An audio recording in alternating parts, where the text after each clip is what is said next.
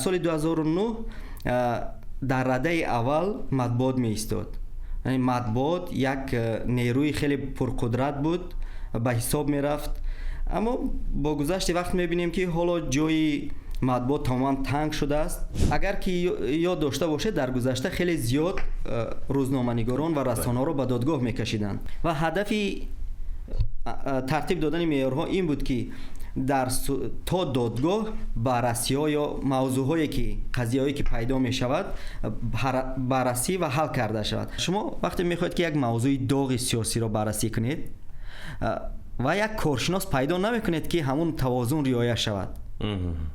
کارشناسا هم میترسند که اگر رفت و در یک قضیه یا در یک مسئله اگر از حکومت جانبداری کنند، از طرف مخالفان به حکومتگرایی یا به پایبند بودن و به ترسو بودن متهم می شود. و متاسفانه در دوام چند سال اخیر رسانه های ما عموما تاجیکستان در بسیار موارد در جنگ‌های اطلاعاتی بازنده بوده است، یعنی مغلوب شده است. یک موضوع داغ این است که حتما میگن که برای ژورنالیست بودن باید که دیپلم ژورنالیستی داشته باشی. بله این رو من خوانده بودم. من مثلا این گفتار راضی هستید شما؟ نه، من راضی نیستم. салом арз мекунем ба ҳамаи он нафароне ки ин лаҳза моро тамошо карда истоданд. тақдими шумо аст подкасти навбатии мо ки ном гирифтааст медиаи нав ва мавсими дуввум аст. ва имрӯз мо суҳбат мекунем оиди мавзӯи этикаи рӯзноманигорӣ бо Абдулазиз Осиев ки имрӯз дар меҳмонии мо қарор доранд. салом алейкум Абдулазиз. салом алейкум, ташаккур. خیرمقدم میگیم شما. موفق باشید. یادداشت میشم دوستان عزیز که پادکست در دایره لایحه IWPR تهیه شده است. هدف لایحه بلند برداشتن ظرفیت نسل نو تحلیلگران و روزنامه‌نگاران است که تحلیل با صفت و دسترس را به نیازهای دولتی و جامعه آسیای مرکزی پیشنهاد میکنند. خلاص صحبت را با شما آغاز میکنیم و پرسیدنی بدم عبدالعزیز از شما که پرینسیپ های اساسی و ارزش اساسی اتیکای روزنامه‌نگاری در چی است؟ خب همون اصول یا که پرینسیپی اصلی که مثلا جامعه رسانه‌ای تاجیکستان در سال 2009 مثلا فکر کردند و عموما در تمام جامعه جهان هست، همین حقیقت نگاری، واقعیت نگاری، عدالت، گوناگون اندیشی و رعایت حقوق انسان است. در چارچوب همین اصول ها ترتیب داده شده است و برای رعایت همین اصول ها، همین معیارهای فعالیت ژورنالیستی راه اندازی شده است و خیلی خوب هم ذکر شده است که مثلا در آغاز بعضی از رسانه ها، بعضی از روزنامه‌نگاران علاهیده زیاد تنقید هم کردند که این باز هم یک روند یا یک سدی نو برای محدود کردن آزادی سخن است، هرچند که در پیشگفتار این معیارها گفته شده است که این معیارها هیچ گونه مثلا وظیفه یا که عهده‌داری برای مانع شدن به آزادی سخن را ندارند.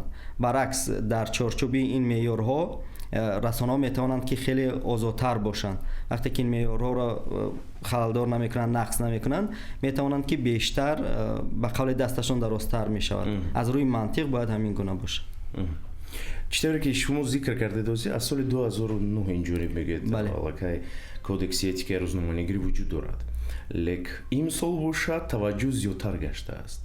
سببش در چی است؟ خب ببینید، مثلا من همین سال در گذشته رسانه‌ای که من کار میکردم اعضای شورای وسایط اخبار عامه بود که در سرگه معیارهای اخلاقی فعالیت ژورنالیستی میایستند.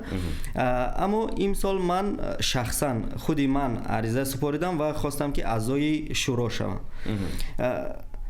هرچند که من در سرگه بررسی ها و معیارها نبودم، اما از اون که مثلا در رسانه ها بررسی شد میدونم که سال 2009 بیشتر محک اساسی مطبوعات بود و اگر توجه کرده باشه در بندی اول همین معیارها هم به واسط تاکید می شود که در بندی اول که رسالتی وسایط اخبار عامه و ژورنالیست است، میگوید که رسانه ها، وسایط اخبار عامه و ژورنالیست آبرو و اعتبار مطبوعات رو حفظ میکنند.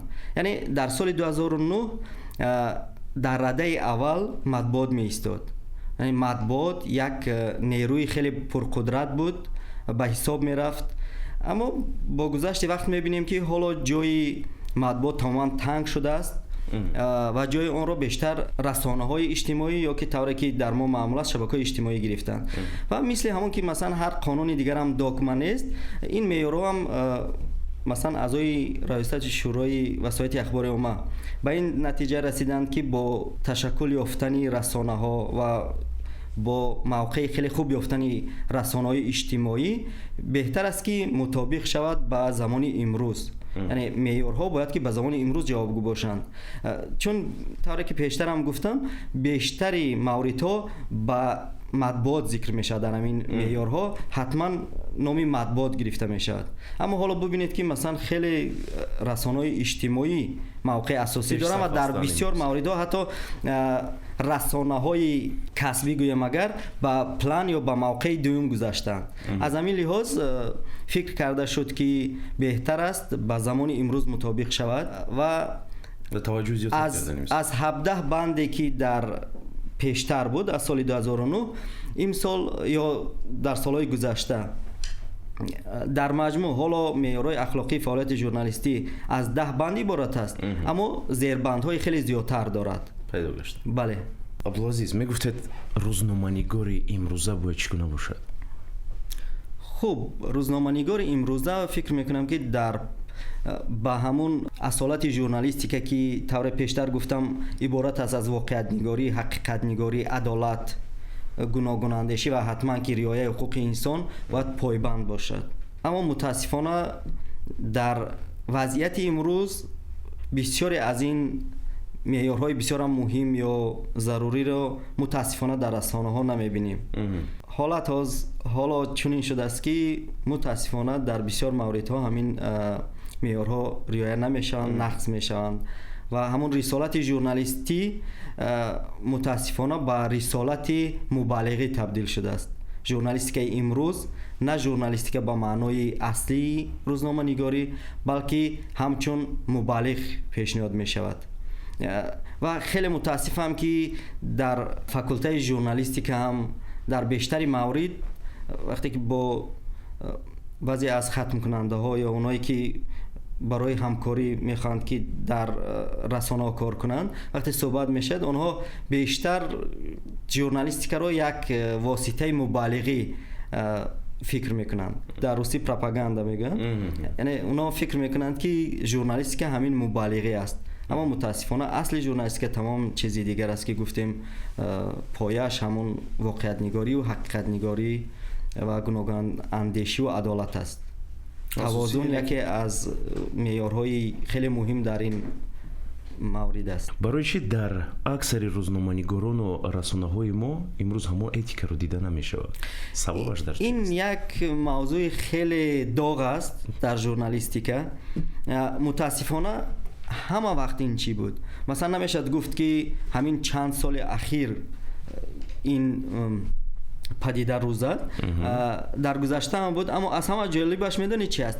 هر سال وقتی که شورای وسایط اخبار عامه از مانیتورینگ که میگذراند دوام سال و نتیجه گیری میکند، از همه عجیبش این است که همون رسانه هایی که اعتراف کردند، من پیشتر یک چیز رو گویم، در اول این خیلی بود که مثلا تنها رسانه و ژورنالیستان مستقل که یا ژورنالیستان علاهیده که اعتراف کردن معیارهای اخلاقی فعالیت ژورنالیستی رو می توانستند که شورا در حالت ضروری همین رسانه ها رو یعنی بررسی کند و مثلا توصیه بدهد. عجیبش این بود که وقتی که نتیجه گیری میشد از همه بیشتر رسانه های بندهای معیارها رو نقض میکردند که همین معیارها رو اعتراف کردند. یعنی خیلی یک چیزی عجیب است که آنها معیارها را اعتراف کردند اما از همه زیاد در رسانه‌هاشون همین معیارها را نقض می‌کردند و این چیز یک دوره هم خیلی جنجال برانگیز شد. حتی بعضی رسانه‌ها اعلام کردند که دیگر نمی‌خواهند که اعتراف کنند معیارها را و حتی از عضویت شورای وسایط اخبار عامه هم بیرون میشوند. اما متاسفانه با بیرون شدن هم دیگر نمی‌شود که نادیده گرفت و من طرفدار اون هستم که نوابسته از اون که رسانه یا روزنامه‌نگار اعضای شورای وسایط اخبار عامه هست یا نیست، در صورت شکایت کردن یا در صورت بررسی و پیدا شدن اون که همین معیارها نقض شده است باید که شورای وسایط اخبار عامه با اون واکنش کند و حتما جواب خود را به همان رسانه ارسال کند. اصلی پیدایش شروع وسایط اخبار عامه این بود که و به دنبالش همین معیارهای اخلاقی هم اگر که یاد داشته باشه در گذشته خیلی زیاد روزنامه‌نگاران و رسانه‌ها رو به دادگاه می‌کشیدند و هدف ترتیب دادن معیارها این بود که تا دادگاه بررسی‌ها یا موضوع‌هایی که قضیه‌هایی که پیدا می‌شود بررسی و حل کرده شود. به چه طریق؟ مثلا یک نفر فکر می‌کند که در یک رسانه یا یک ژورنالیست او را مثلا به گونه دربارش خبری دروغ داده است یا دربارش یک معلوماتی شخصیش رو افشا کرده است. برای مثال اون با اون نفر یا اون نهاد یا یک کارخانه باشد می نویسد به شورای وسایط اخبار عامه، شورای وسایط اخبار عامه این موضوع را بررسی میکند، در صورتی جای داشتن همون نقض کردن معیارها جواب خودش را به همون رسانه پیشنهاد میکند و هم رسانه و هم آن جانبی که شکایت کرده است در یک جا جمع آورده همین موضوع را تا دادگاه نرفته باید که حل کنند. یعنی اصلی شورای وسایط اخبار عامه اصلی کارش و معیارها همین است. یعنی داوری هم دارد، یعنی نمیگذارد که باید که تا دادگاه رفته هر گونه مسئله حل شود. اما در بسیار موارد متاسفانه رسانه‌های ما واقعا هم معیارها را نقض میکنند و اگر که از جانب اعضای ریاست شورای وسایط اخبار عامه برایشان پیشنهاد شود توصیه شود آن را اعتراف نمیکنند و حتی با پیشخند هم میکشند. این موردها متاسفانه خیلی زیاد بود که شاهد شده. آداب روزنامه‌نگاران پس از پیدا شدن شبکه‌های اجتماعی چقدر تغییر یافت؟ تا یعنی نفوذ پیدا کردن شبکه‌های اجتماعی و تا با میدان آمدن و مثلا خیلی برای همه یک دسترس شدن و مورد استفاده قرار گرفتن شبکه‌های اجتماعی یا همون رسانه‌های اجتماعی، ما از بسیار ژورنالیستان برای بسیار از اونایی که نو به این جاده میآیند مثل الگو بودند. یعنی فکر میکردند که باید با همان ژورنالیست یا با همان روزنامه‌نگار ما باید مانند شویم.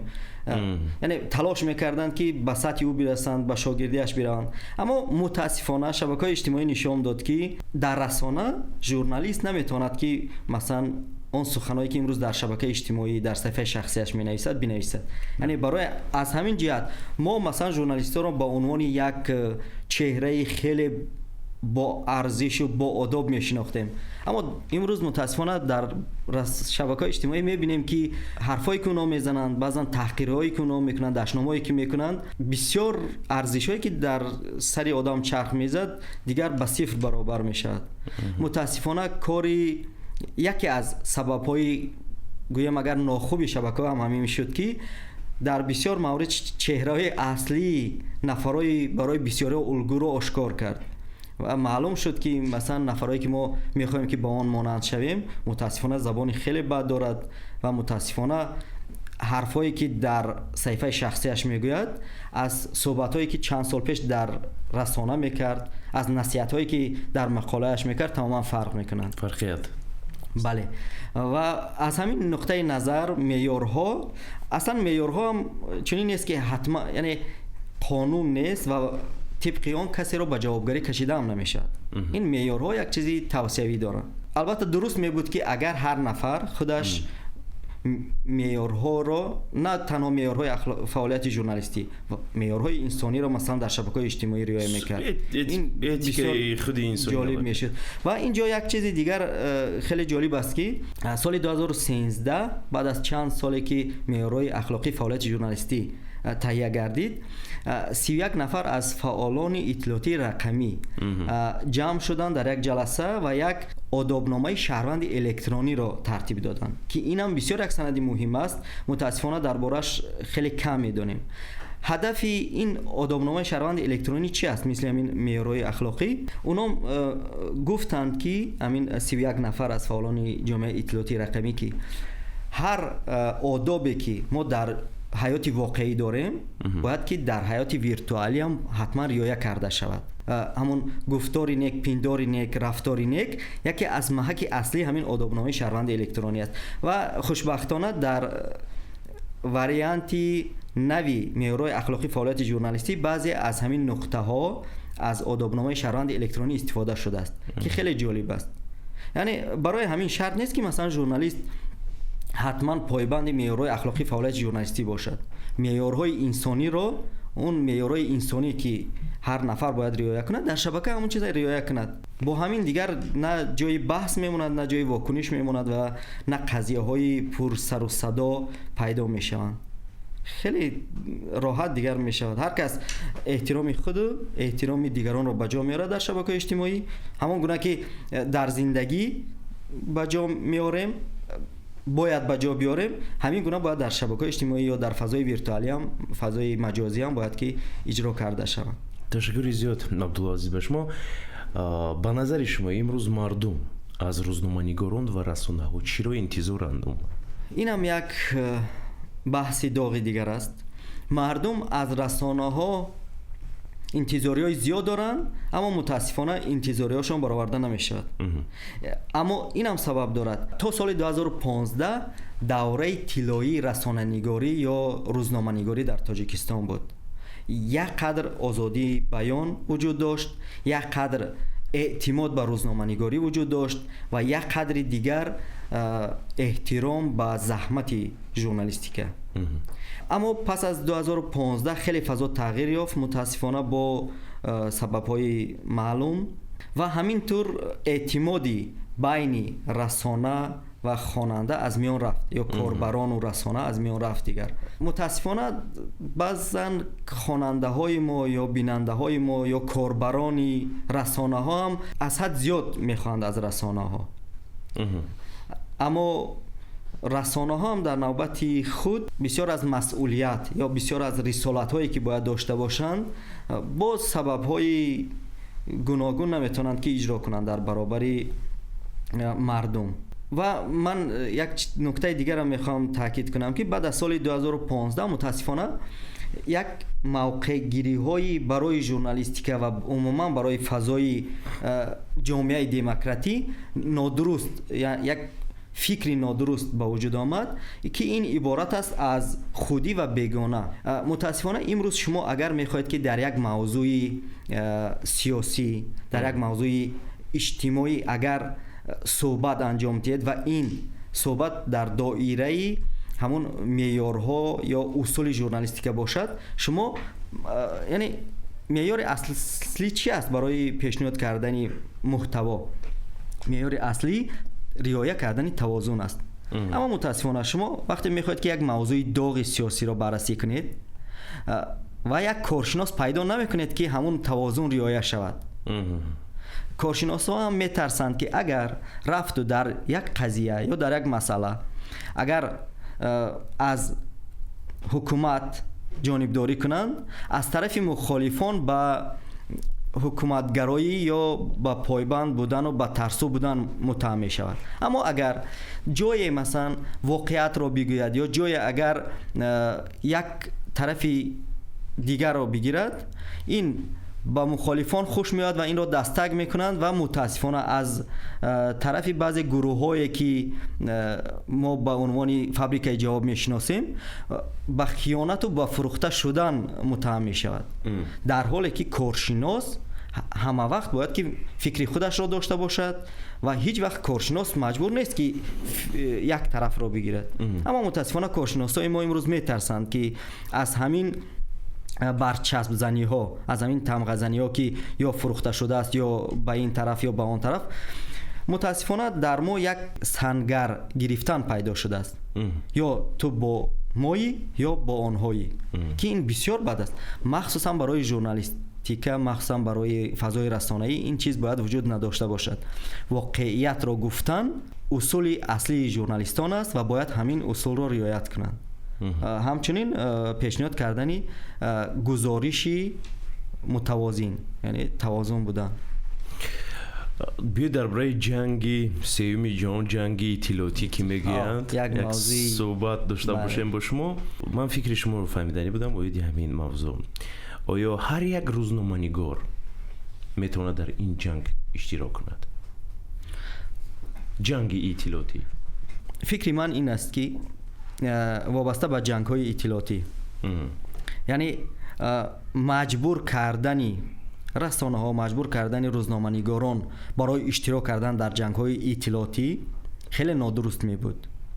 یعنی هر نفر ژورنالیست وابسته به موقع ملی، وابسته به همون حسی وطندوستی و وطنداری و این چیزها میتواند که به گونه در این نبردهای اطلاعاتی اشتراک کند. اما گفتن یا متهم کردن که مثلا یک رسانه به همون گونه که اون مثلا یک طرف میخواد اشتراک نمیکنه در این جنگ ها و این رسانه حتما وطن را دوست نمیدارد، این خیلی نادرست است. مثل همون که مثلا نفرایی که خدمت حربی انجام ندادن با اون متهم میکنند که وطن دوست نیست و خدمت مادر وطن رو نکرده است.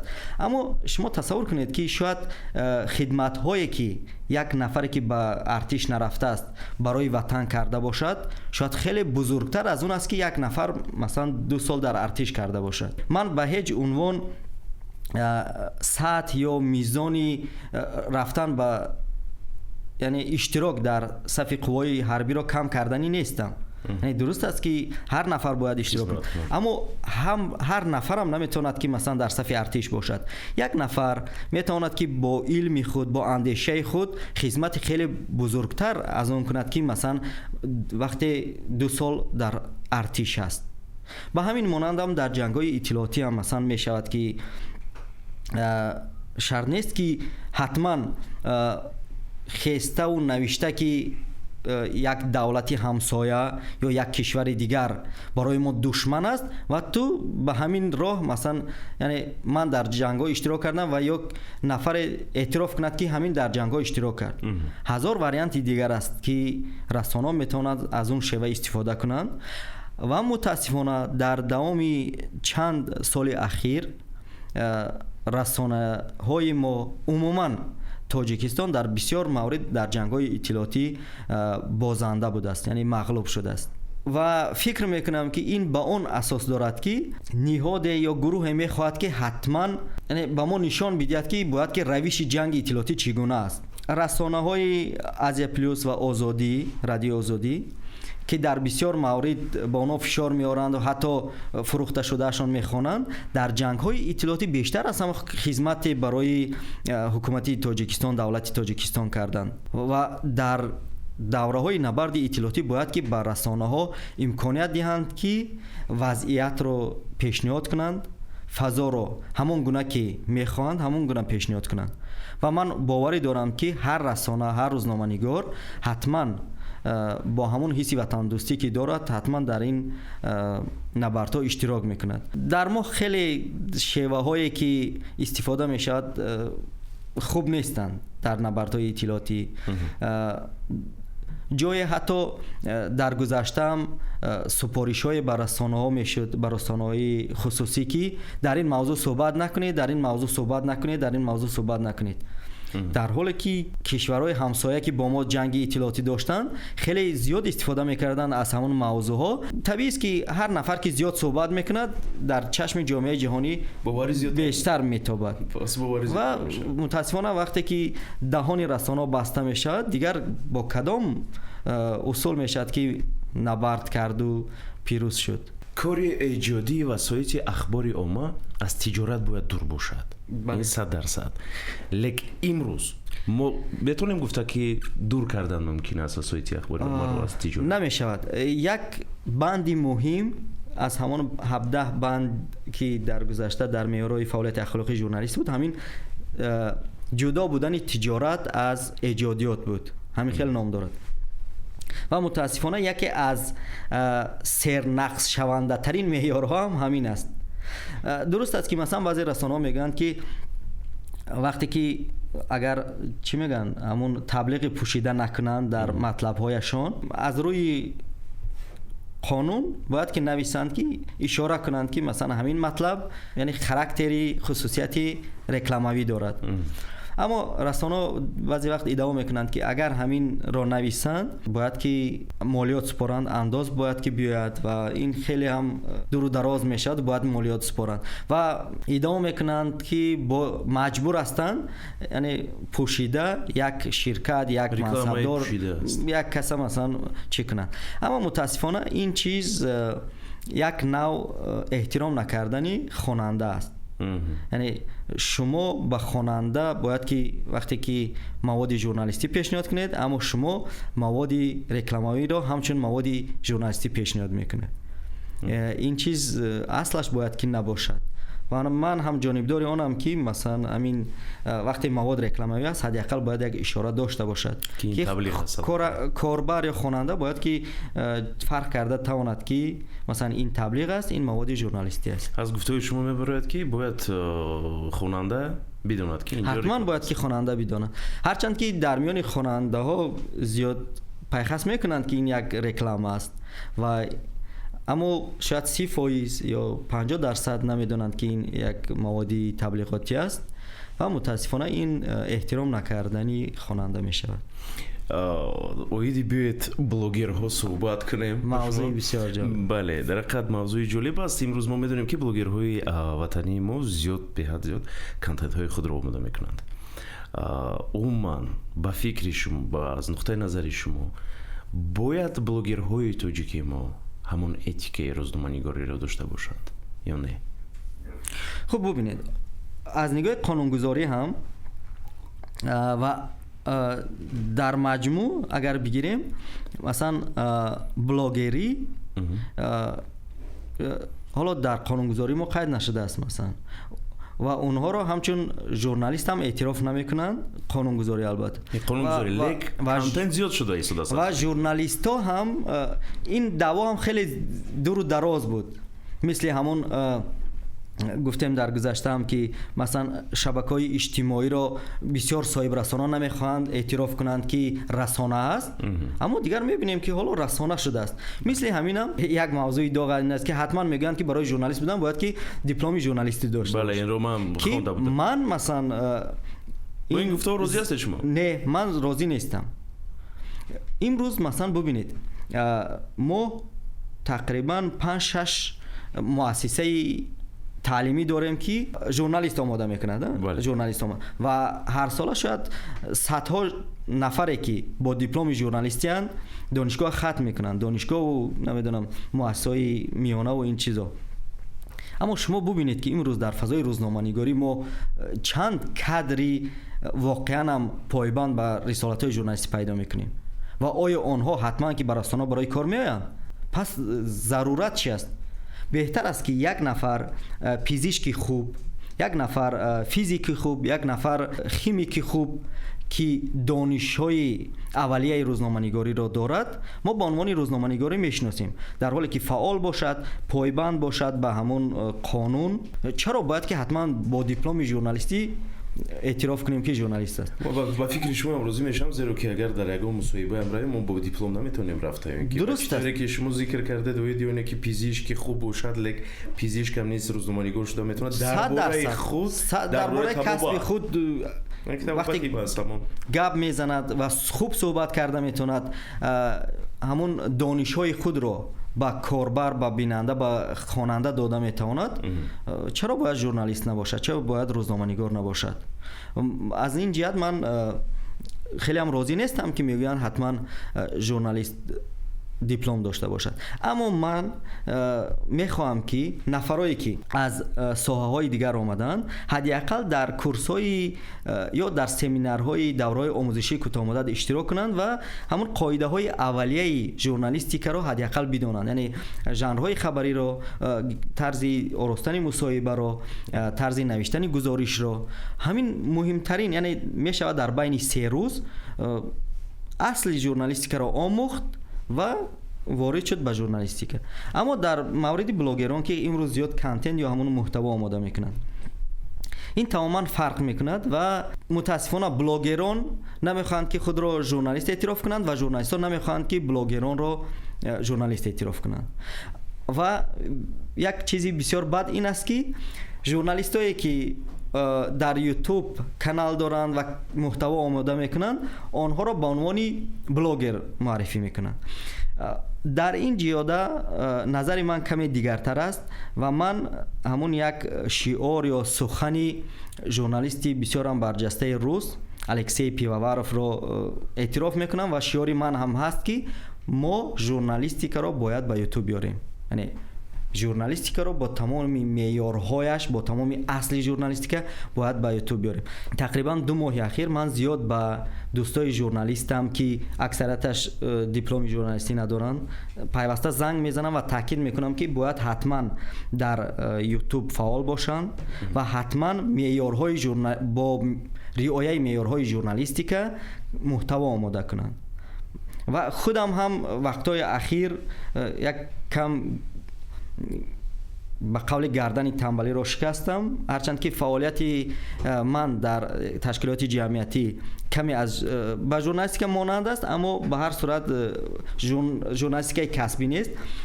برای همین من هم در یوتیوب یک کانال فانوس راه انداختم و اونجا مثلا کوشش میکنم که محتوای حداقل نزدیک به چارچوب فعالیت‌های ژورنالیستیکی اونجا تهیه کرده شود.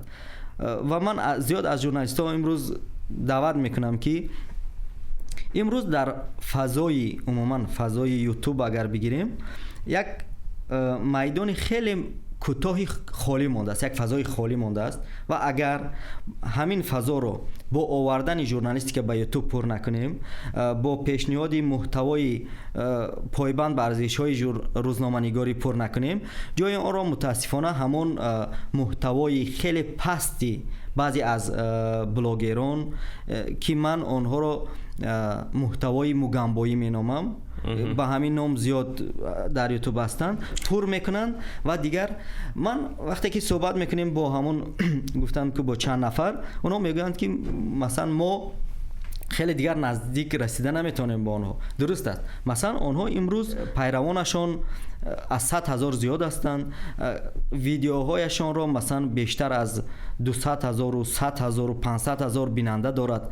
ما با پایه آن نمیرسیم، اما حداقل رسالتی خودمان رو همچون ژورنالیست اجرا میکنیم و حداقل برای 10 نفر 100 نفر یا 200 نفری که میخواهند مواد با صفت و ژورنالیستی پیدا کنند مثلا الटरनेटिव میسازیم. رادیو آزادی، از پلوس و رسانه‌های دیگر که مثلا در یوتیوب شبکه دارن، اونها هم کاری خیلی خوب میکنن، نظررس میکنن، اما گپی من سری ژورنالیستان الهیده است، سری روزنامه‌نگاران الهیده است که اونها هم باید محتوای خود رو در یوتیوب بیشتر کنند و بگذار که انتظار نداشته باشند که آنها را مثلا 100,000 نفر پیگیری میکنند. حداقل برای 100-200 نفر باید که یک الटरनेटिव محتوا باید وجود داشته باشد. و شاید برای من یک نکته بسیار مهمی دیگر این است که خدا رحمتش کند اکبرعلی ستارов رئیس اتفاق ژورنالیستان چی کار کرد؟ در زمانی که مردم از خواندن، از نشریه خواندن، روزنامه خواندن دور شده بودن، نشریه چرخ گردون رو تأسیس داد و با همین بعضی از قصه‌ها، بعضی از حکایه‌ها، بعضی از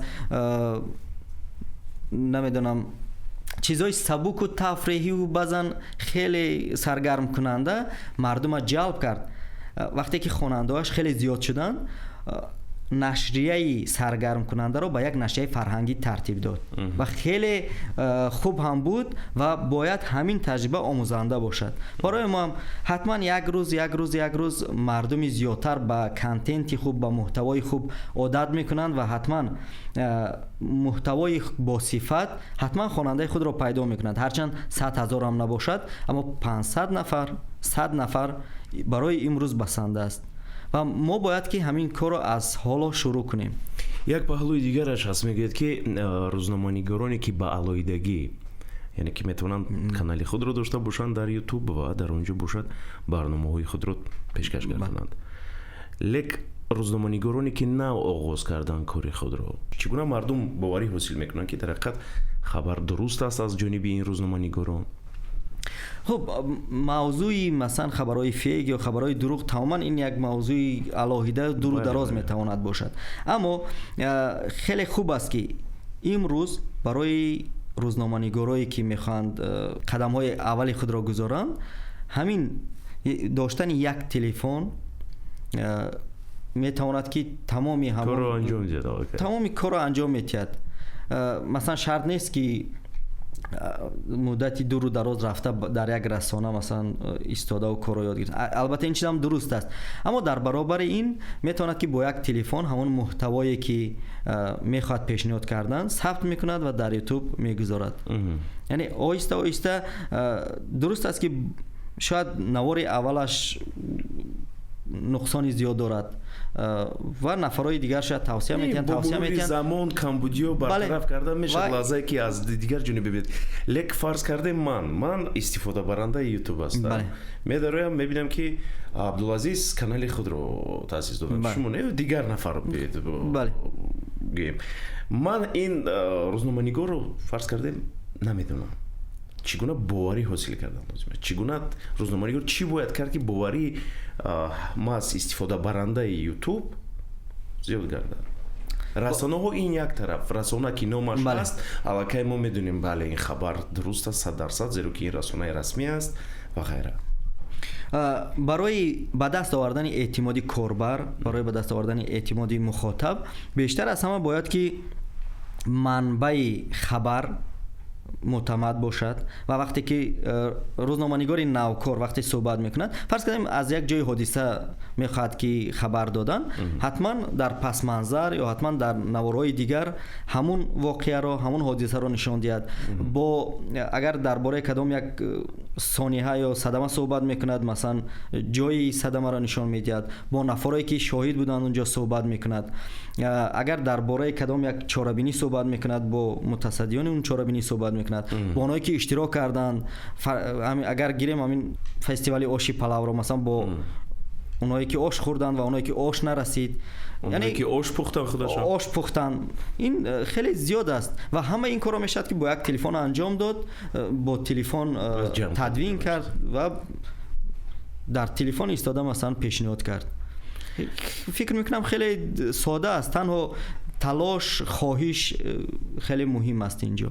тавсияи шумо ба рӯзноманигороне ки нав кори худро оғоз карданд чӣ тавсия додааст? тавсияи ман ин аст ки миёни таблиғ ва миёни журналистика фарқ бигзоранд ва ба 4 усули аслии журналистика: ҳақиқатнигорӣ, воқеиятнигорӣ, гуногунандешӣ, адолат ва риояи ҳуқуқи инсон 5 меъёр пойбанд бошанд.